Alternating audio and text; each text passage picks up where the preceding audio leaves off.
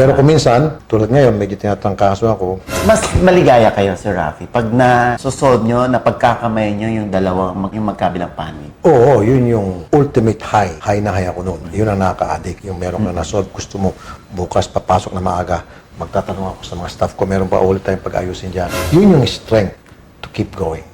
Magkano ho dapat ang dala nyo everyday? Kung sakali may makita kayong mga dapat bigyan, dapat tulungan, ano ho ang budget nyo everyday? Sa sarili ko lang, sa wallet ko, 30,000. Nauubos ho yun in a day? Naubos. Kuminsan, bihira na hindi. Kasi yan, pinamimigay ko. Pinalalunch ko yung mga na-interview, mga nangangailang pamasahe o on the spot, kailangan ng tulong.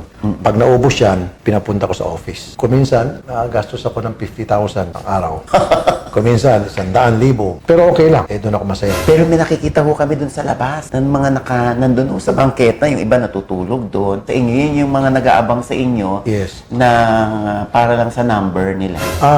Yung mga natutulog dyan, chine-check-in ko naman sa hotel. So another gastos yun. Okay From lang your yun. on your own pocket. Yes.